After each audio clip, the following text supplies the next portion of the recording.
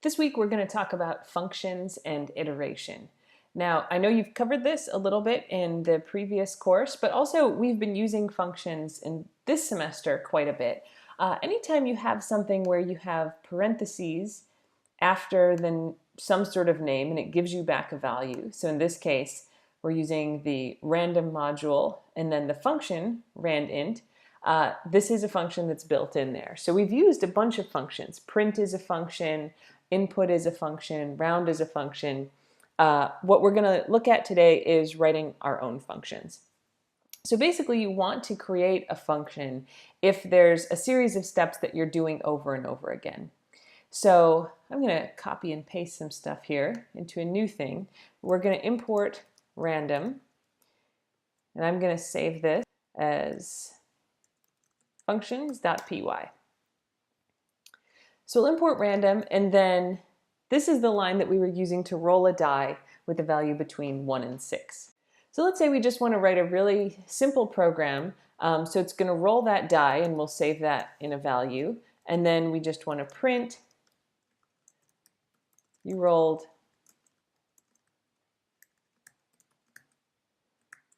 okay. So we're just going to print out the value. Really simple process here. So we could save that, and let's run that. You rolled a 3, and then we can run it again to roll a 2. So if I said, well, maybe we want to let people roll a bunch of dice over and over, we could just copy this many times. That's not really efficient. And more importantly, it's a bad idea, because if we at some point say, oh, I actually want to change that text, instead of saying you rolled, we might say the die is, then I have to go change it in every place. So you always want to avoid replicating code if you can, because if you make changes, you make sure you get it all in one place if it's not replicated. Now, if all we wanted to do was just do this over and over again, we could put it in a loop. So we could say while true, which basically means forever, do this. And that's fine. That would let the player continue to roll dice over and over again. But if we're doing this in the context of a bigger game, so say we were building like a Monopoly or a board game program where a bunch of stuff is going to happen, and then at various points in the game, people will roll a die, then this loop doesn't make sense because we have to roll dice at different periods. And so then we either have to replicate this code every time someone needs to roll a die, which is going to be at various points in the game, or we can put it in a function. And so then instead of putting these 2 lines, we can just put one line that says, go do those 2 lines. So to do that, we're going to get rid of our loop and we're going to make a function. Basically, all a function is giving a name to a series of lines of code. So this we're going to call roll die. So this word def, this means we're defining a function called roll die. This gets a name just like a variable does. And then we follow that with parentheses. Those parentheses we'll see eventually can have stuff in them, but for now we don't need anything in them, but we need them there to indicate that we're starting a function. And then we'll put a colon after that, like we do after our loops or our conditions. And that's it. Now we have created this function. We've basically given the name roll die to these 2 lines of code. So now anytime we want to do those 2 lines of code, we'll just call this roll die function. And again, that's basically like what we're doing here. We're calling the randint function. We do that anytime we want a random integer. When you have code in a function like this, it doesn't automatically execute. So if I were to save this and then we try to run that script, it runs fine, but nothing happens. And that's because we've said, okay, there is a function called roll die. Here is what it would do when you call it, when it gets executed, but we haven't actually done that. So if we wanted, out here on the main level of indentation with no indentation, we could call roll die, and that's going to say, okay, now instead of having this line, I'm going to execute whatever is included in that function, it looks up to the definition and it says, okay, we're going to get this random number and then we're going to print it out. So if we add that line to call the function, now it works fine. Okay, so now we have a function roll die that we can use anytime we want to roll a die. Before we go on to actually using that, I want to talk about one other thing, and that's essentially how we can document our functions. You can, of course, put a comment in here. Sorry, wrong programming language. But there's a convention in Python, which is you do 3 single quotes, and that gives you special kind of comment. And then that can be multiple lines.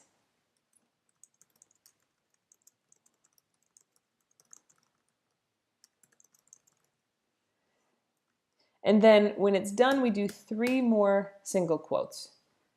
This is called a doc string or a documentation string. It has to go as the very first line inside of a function, and it is documentation for the function. And that actually gives it some special abilities. So in addition to just being like a regular comment, you can also use it throughout your code to print out this description. So what I mean by that is down here, we could print roll die dot, and then we do underscore underscore doc underscore underscore. Close off that parentheses, and then this prints out the value, the text that's inside these quotes. So let's try that. Okay, so here we rolled a 3, and then after that it prints, this rolls a die, we use a random number generator and print, which is the text that we have here.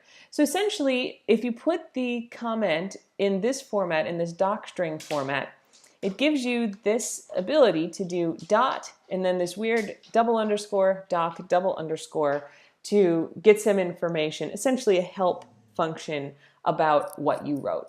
And so it's a really good habit to get into. If we have short functions like this, I might not do it. I'm going to try to remember, but it's a really good habit to have and makes it easier to use your code and other people's code. And just as an example, like here we have a function that I've been saying, random.randint. We could put that here, random.randint dot double underscore doc double underscore. And if we try to run that, it says return random integer in range AB, including both endpoints. So I've printed out the doc string for that random.randint function. And so that means if you have a function and you know it exists and you've seen it used, but you don't really know what it does or how it works, you could print out this doc string for it with this format. So that's why it's a good idea. Okay, so now we have our roll die function. Let's actually start including that in some code for something bigger. So I'm going to comment out this line for now. So let's write some code that plays a dice game where what we basically want to do is have a person say roll a die 3 times, and we're going to pick the biggest value that they roll. So a really simple kind of game. So you get to roll 3 dice, 1 die 3 times, and you get to keep the score of the biggest roll that you get. Okay, so we need to roll a die 3 times. For now we could do it like this. You could also do a loop that will print 3 times. And so if we flip over here and run this, oh, I must not have saved that. All right, let's save it. Try again. Okay, so we roll a 4, a 2, and a 6. So that's great. So now we're able to see, all right, I rolled 3 times. The biggest one is a 6. Let's actually automate that. So we're going to make it a little more of a formal game where we're going to keep track of what the values are that got rolled, and we're going to print out which one is the biggest. So to do that, we can't just print what the person rolled. We need to be able to work with that value. So our roll die function shouldn't have anything about which dice is bigger, because the roll die function should just roll a die. And so we're going to have to get back the value that was rolled here instead of just printing it out. It's fine if we want to print it out, but we need to be able to have the value that was rolled and use that elsewhere. So to do that, we're going to use return and then the value of die.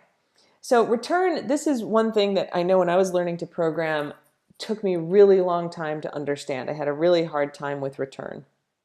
And so I'm going to talk you through the way that I think I understood it best. Basically, it's giving back the value of die, just like here. We set this variable die equal to the value that's returned from random.randint. So you can have one return statement in a function. The function ends as soon as you return something, so you can't have any lines after that. You could put them there, but they won't ever execute. It's the very last thing you do. And what it does is it looks at where your function call was, and it replaces that with the value that gets returned. So just like if we I'm going to just do some notes up here. So let's say x equals 7, and then we could say y equals x plus 1.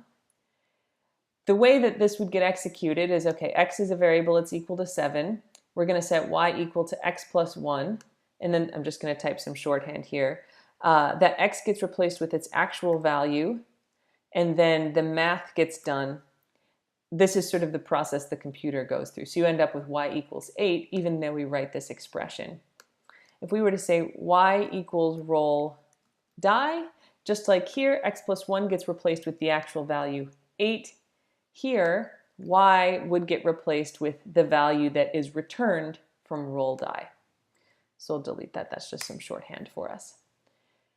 So basically, when you return something, the place that you have your function call turns into the number or whatever value it is that you return.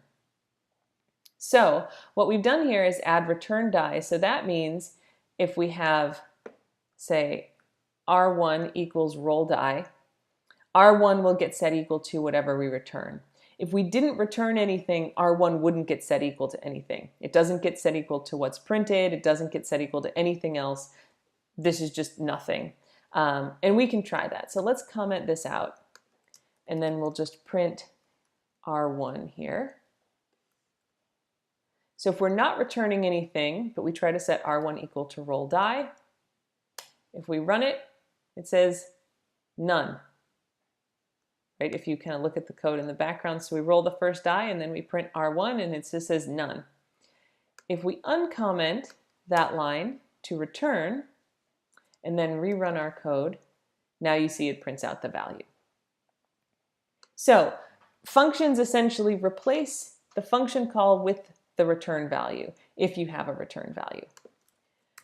Now that we have that, we want to work on our program where we're going to find the biggest value that gets rolled. So R1 is going to be equal to roll die, and let's say R2 is equal to roll die, and R3 is equal to roll die. So we have three variables here. Just going to move that up. Okay, so we want to print out whichever one is the biggest. So we'll just do this in a really simple way. So say if R1 is greater than R2, and R1 is greater than R3, then we'll print R1. Sorry, that should be a colon. It's my other programming languages creeping in. Otherwise, so if R1 is not the biggest, that means either R2 or R3 is the biggest. So let's do elif, which means else if R2 is bigger than R3, then we'll print R2. I need my colon there again. Else, so if R1 is not bigger than R2 and R3, and R2 is not bigger than R3, then we know R3 must be the biggest. And so this should put the biggest value. Make sure you have your colons. That's a common Python error that I make. Okay, let's see if that works. Okay, so you rolled a 3, you rolled a 5, you rolled a 2, and then we print out 5, which is the biggest value. So that's working. You could imagine how you might incorporate this into a loop. So instead of just having three rolls that we have explicitly out here, you could do a loop. So let's do a quick translation of that. So we could say, for now we'll just say while true. Eventually we'll put a condition that makes it stop. So we'll have R for our roll is roll die. And then we want to keep track of what's the biggest. And so we need a variable out here that we'll call max. So say max equals 0. And if the current roll is bigger than the max, then we'll say the max equals our current roll. And then when we're done, we print max. Okay, so let me comment this out. This should do the same thing, but it's going to do it forever. We'll never get to print it out because we just have while true. So let's say instead of doing while true, we'll say for I in range 1 to, let's say 5. So we'll do it 5 times. So just to talk through what we've done here, we've created a variable called max that's going to store the maximum roll. I set that equal to 0 because any roll will be bigger than 0. Even the smallest one's going to be 1. And so then we're going to do a for loop. I is going to be our index, and it's going to go from 1 to 5. So we're going to do this loop 5 times. Each time we'll roll the die, and then we'll check to see if our current roll is bigger than the maximum roll. And if it is, we update our maximum to be equal to whatever the current value is. When the whole loop is done, then we print out our max. Okay. So we roll a 5, a 4, a 1, a 6, and then we end up with 6 being printed out. Here we roll a 1, a 3, a 6, a 3, 6 is printed out. So our maximum is working, but our loop is not. It's only printing out 4 times, and that's because I started it at 1. We want to start at 0. Okay, so now we roll 5 times, and that works fine. And so we have our line of code 1 time instead of 3, which is nice. And instead of doing these multiple checks like we did down here, comparing each of the 3, we have just this one variable that's going to continuously store our max. So we have a much more elegant solution. So let's just put a quick comment in.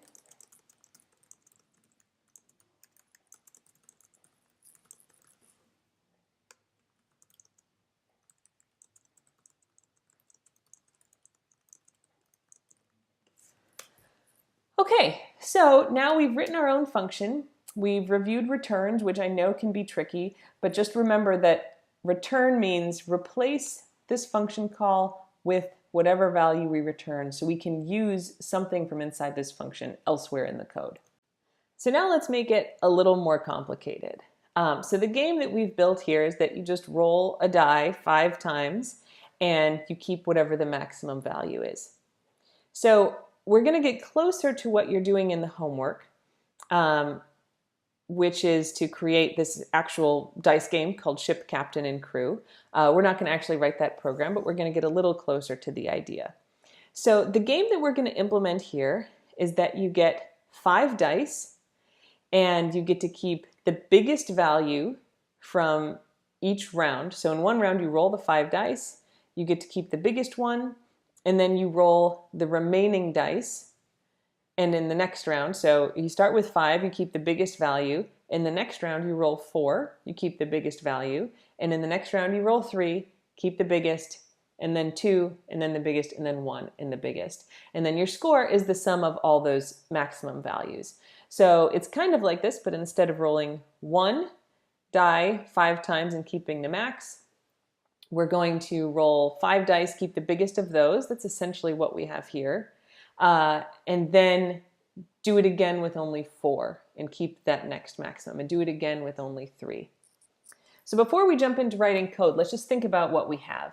The code that we have here will roll 5 dice, or we could say n dice, and tell you what the maximum is. So we can use that in this game. We can use that to roll 5 dice and keep the biggest, and then we'll use it again when we roll 4 and keep the biggest, and then 3. And so that already suggests that basically we have a function here. We're going to use this, and instead of having a fixed value, we'll put in an n there. So let's turn this into a function. So I'm actually going to write the comment first. this rolls n dice and keeps the max. Okay, so we're going to indent this, and then we're going to define our function. So let's just call it roll n keep max. Now, on our other functions, we did empty parentheses here, but in this case, we need to know what n is. And so we're going to take n as an argument, which is like an input to the function. So when you call the function, like we do up here, this function takes two arguments, two numbers. Same thing here. When we call this function, in parentheses, we'll put one number, and that one number is going to get stored in n, which then we can use in here. So we've just taken the code that we had. I changed that 5 to an n, which is input or an argument that comes to the function, and then define this function roll n keep max. Now right now this is just going to print out the value, so we'll probably change that, but let's just try to run it. So we're going to do roll and keep max, and let's say we'll do 5 dice. If we try to run this, that works great. Let's try it with 10 dice. Okay, good. So that's working fine. Now for this game, we're going to do this over and over again. So we're going to do it for 5, and then 4, and then 3, and then 2, and then 1. And then we also want to add up all those values. And so here we're printing out the max, but we're also going to return the maximum value from these rolls so we can use that. So that just means we could say the max die equals this, and then we could print. Now this is going to be kind of repetitive because we're also printing it out up here, but we're just doing this so we can see what's going on. So we return max. That means the function call here gets replaced with the value that's returned, so it does everything in here, and then it replaces this with the maximum value that's returned. We store that in max die, and then we're going to print it out. So if we run that, okay, so I have an error, and this is an error that we've run into a few times with my code, which is I forgot to turn that into a string. So let's do str around that. Okay, so 6 is what gets printed out at the end, and then when we are actually printing that in our line down here, the max die is 6. So that works well. Okay, now what we're trying to do here is to roll 5, keep the max, 4, keep the max, 3, 2, 1, keeping the max at each time and adding those all together to get the total score. So to do that, we would basically do this for 5, and then 4, and then 3, and so on. Repeat this line multiple times, but again, you don't want to repeat code. If you're repeating it over and over and just kind of changing one thing, you probably want to do that with a loop, which is what we'll do here. So we'll say 4, we'll call it the number of rounds in the range 0 to 5. So we're going to do it 5 times. We'll roll, instead of rolling 5, we'll roll round. So that's going to start, actually we want to start that at 1 and go to 6. So we're going to do, round will start at 1, it'll go up to 5, and then once it's equal to 6, this loop will stop. Let's add in a print statement here. Let's say round, and then print out the round so we know which one we're on. And then the maximum die is going to be roll n keep max for this round. And for now, we'll keep printing that out. Okay, so basically all we've done here is create a loop to play this game multiple times from 1 up to 6. We still have some tweaks to make, but we'll start with it like this. And I forgot a parentheses here. Okay. Oh, I have extra parentheses here. Okay, so for round in range 1 to 6. Okay. Okay, so for round 1, we rolled 1 die. For round 2, we rolled 2. This is all working fine, but we have a lot of printing. And the fact is, most of the time, when you have a function like this, you're not going to print stuff out every time, because we're printing stuff in the roll die function, we're printing stuff in the keep end max. Sometimes you want a function to print things, but here it just gets sort of excessive. So we're going to comment out the printing in the roll die, comment out the printing in the max. So we just are going to print out what we have down here. Okay, if we save that and try it again. Great, so now it's much easier to read what's going on. Now, I said we're going to start with 5 and go down, and in this case, it doesn't really matter. Like, you can start with 1 and go up, but it's useful to think about how to do that for the homework that you have, because you will have to start with a certain number and then potentially decrease. So it would be tempting to do this, kind of going from 6 down to 1, but that doesn't work with the way that range works. So we can do it like this, in that we know we're going to start with round will be equal to 1, and then if we want to roll 5 dice for round 1, and then when round is equal to 2, we want to roll 4, and when round is equal to 3, we want to roll 3. Essentially, we want to roll 6 minus whatever the round number is. So if it's round 1, we'll roll 5 dice. If it's round 2, we'll roll 4 dice. And then on round 5, we'll roll just 1. So it's a little trick to roll the right number of dice while keeping our round numbers nice. Okay, so that's still working. That's great. Now, what we want to do here is not just print out what the max is each time, but to keep track of the total. So we'll still keep this line to print out what the maximum was on each round, but let's start off with total equal to 0. And then at the end of each roll, we'll say total is whatever the current total is plus max die. And then at the end, after that loop is done, we'll print your score is, and then total. So we've kind of just added this extra one extra variable to keep track of the running total. So it's going to start at 0. We're going to do round 1. We'll roll 5 dice. Say 4 is our maximum. Total gets set equal to its current value, 0, plus that maximum, 4. So now total is equal to 4. We go into round 2, roll the dice. Let's say our maximum is 6. Total gets set equal to its current value of 4 plus 6. So this gets turned into 10, and total gets set equal to 10. So it's going to keep a running total for us. If that's confusing to you, let's actually add in a line here just to show that. I know you've probably done this before, but it's this kind of thing where you have the variable on both sides can be confusing. So we'll just print out what the running total, what the running total is. Okay.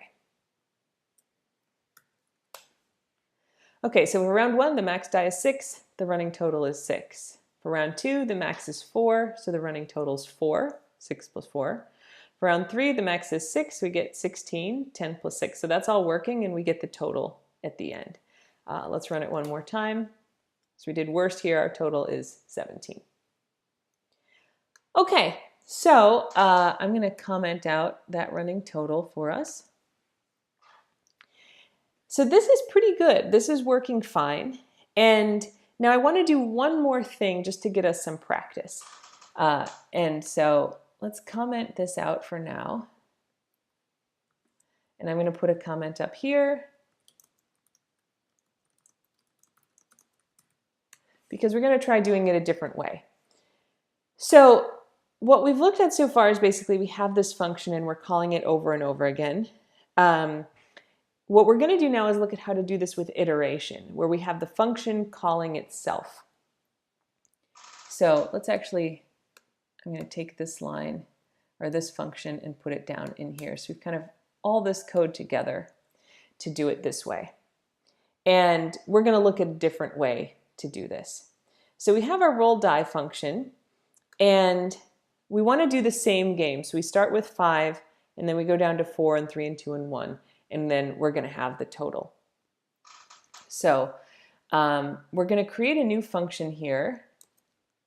Let's call play with iteration. And I don't know what inputs we're going to take, what are going to be our arguments. So I'm going to leave it blank for now. It will definitely have to have some arguments. But what we're going to do on each round is roll multiple dice. So let's just put it in his comments. And then get the maximum. Add that to the total. And then do this again with fewer dice. So we're going to say we'll start it with 5. So we're going to roll those 5 dice, get the maximum, add that to our running total, and then do it again with 4 dice. And then when we do it with 4, we're going to do the same thing. All right, well, how do we do it again with fewer dice? We're going to play with iteration with some new number. So we are going to start this with n. That's how many dice do we have?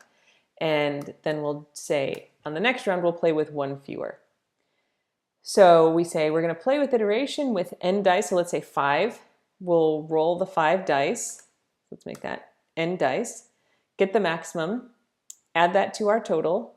And then we're going to do it again with n minus 1 of 4 dice and repeat the process. So this is iteration, where we have a function and it basically calls itself with a new value and continues until it's finished.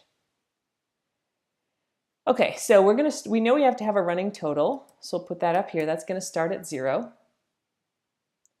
And then if we want to really do this, let's actually move that. Let's put it down here. We'll say the total is play with iteration of 5. Okay, so we know we're going to call this with 5, and we want to get returned the total value, the sum of each round put together. So we know that this has to return like the current maximum plus whatever the maximum is from the previous round, or from the next round with fewer dice. Now this is a little confusing. What we're going to do here is say, all right, we've got our maximum, we'll call that current max. So current max is whatever we rolled on this, and then we're going to return whatever this roll is plus play with iteration of 4. When we do it with 4, it's going to roll 4 dice. It's going to take the maximum of them as current max. And then it's going to return that plus whatever you get from doing it with 3 dice. And 3 will do the same thing, and it's going to return its value plus whatever you get from 2. And 2 will do it with its value plus whatever you get from 1. And then 1 will return, we got to get it to stop eventually. So we'll add in know when to stop. So what we're returning from here is not the current maximum from this round. It's the total from running play with iteration for this many rounds. Okay, so let's actually put some of this in here. So we know how to roll n dice. We're going to do 4. Let's see, we'll say I in range 0 to n. This is the same as what we have down here. And in fact, let's copy this code so we can just reuse that. So paste this in here, remove those comments. All right, so we have the maximum in here that we've decided we're gonna call current max. Okay, so our current max starts at 0 for this round. We're gonna roll n dice, which is an argument to our function. For each one, we use our function to roll it. We check to see if it's the biggest. We update our current max. And so now we're successful here. We've written our code so we have the maximum and current max. And then add to total is basically what we're doing here. So if we roll and our maximum is a 6, then we're going to return 6 plus whatever we get from the rest of the rounds. And we're going to start by going down. So let's think about how this runs through if we're doing it with 5. So we say, we call this function play with iteration, n equals 5. We do this process, so our max is 0. We're going to 5 times roll a die, keep the current value if it's the maximum. We're going to end up with whatever the current maximum is, plus whatever we get from running play with iteration on n minus 1 or 4. So we do this function again with 4 as our argument. We'll roll 4 die, keep the current max, and then we're going to return play with iteration of 3. Now we haven't finished play with iteration of 5. We're still waiting to get the value returned because we're doing current max plus, well, we need to go execute this function. So then we'll do it with 3. The same thing happens. It's going to return its maximum plus play with iteration of 2. That's going to do the same thing and return its max plus play with iteration of 1. Now when we have 1 die, this is still fine, right? It's going to roll the 1 die, return its current max plus play with iteration of 0. Now, if we roll 0 dice, there's no value to return. And so this is this thing. When are we going to stop? So we're going to say if n equals 0, then we're just going to return 0. There's no max if we haven't rolled any dice.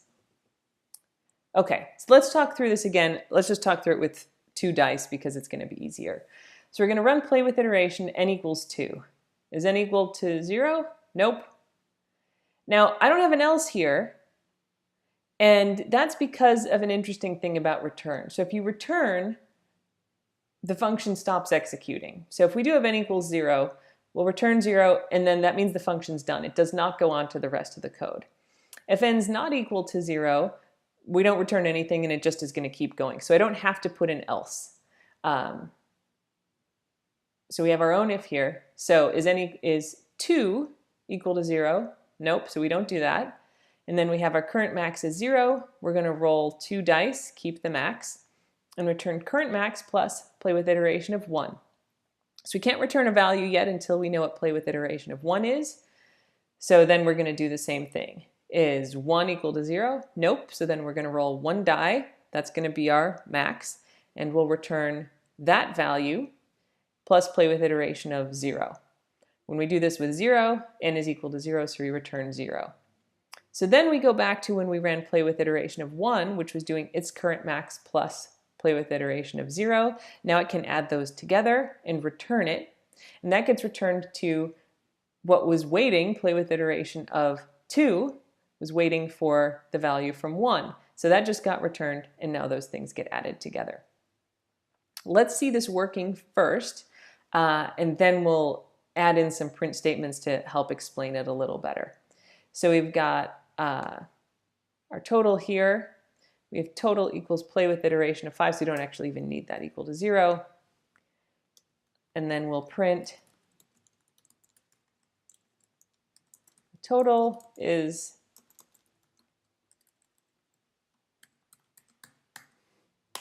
okay. So let's see if it works. That's a lot more code than I normally write without testing. Okay, so that is working fine. Now, what I want to do is add in a whole bunch of print statements so we can sort of see what's going on. Okay, so we're going to do print running play with iteration. And then, so this isn't going to call the function. This is just me kind of putting a name. And then I'm going to print n.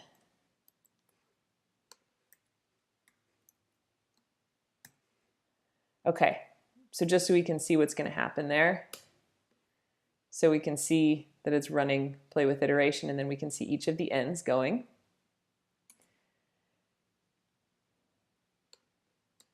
Here, I'm going to print n is 0, so we stop. I'm going to put a tab at the beginning of that. So I don't know if you've covered this before. This just prints a tab, so it's going to be indented. It'll make it a little easier to read.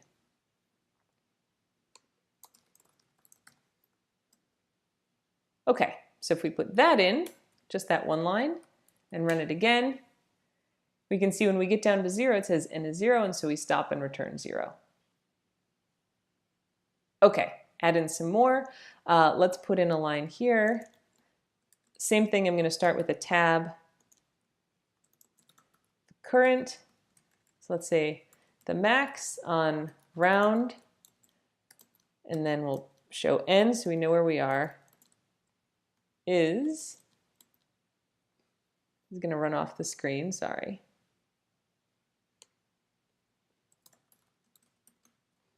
And then I need to turn both of these into strings.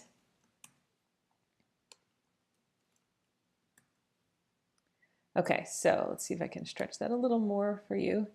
So we're printing the max on round n is whatever the current max is that we got at the end of rolling our n dice. Okay, so let's run that. Okay, so the max on round 5 is 5, the max on round 4 is 6, 6, 3, and 3. Now we can actually check our math here, right? We can add these together. So we get 5 plus 6 is 11, plus 6 is 17, 20, and then 23, and 0.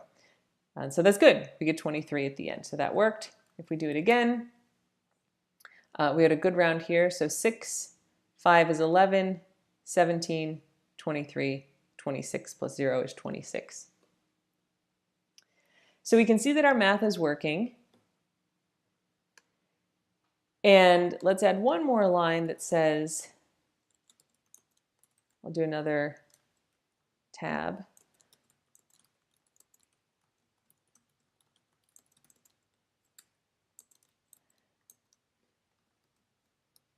So I'm just kind of putting in, here's the next argument. So we're going to now call play with iteration of n minus 1 so we can see what's happening. So if we do this with 5, it's going to print that we're doing running play with iteration of 5. It's going to skip this part. It's going to roll our dice and say the max on round 5 is whatever the value is, and then say now calling play with iteration of n minus 1. We could, we might want to put here we returned whatever, but when you do return, the function stops. It won't print anything that comes after that.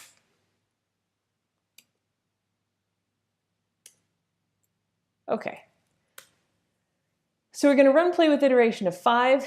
The maximum that we got there is 6. And now we're going to call play with iteration of 4. That's going to happen. That's max is 4. Now it's going to call it with 3, and so on until we get down to 0. That 0 gets returned, added to the 4 for a total of 4. That gets returned and added to the 6 for a total of 10. That gets returned and added to the 5 for 15, returned and added to the 4 for 19, and returned and added to the 6 for 25. So I'm going to leave all these print statements in here for the sample code so you can sort of see what's happening. But this is iteration, where you're essentially calling the same function over and over, but with a different argument or a different input value, and then you have to have some stopping point. This is a really common way to run a lot of code that happens repeatedly, and we'll continue to do examples like this throughout the semester. But that's our kind of review, plus maybe a little bit of new stuff for this week. Functions, return values, iteration. Now, it's up to you whether you want to do iteration or if you want to do something like this where we just have a loop that runs a fixed number of times. One's not necessarily better than the other, but there are times where it makes a lot of sense to just do it with the iteration instead of doing a loop. But it's up to you. You figure out which one makes the most sense to you and that you can understand and maintain, because that's really the most important thing with your code.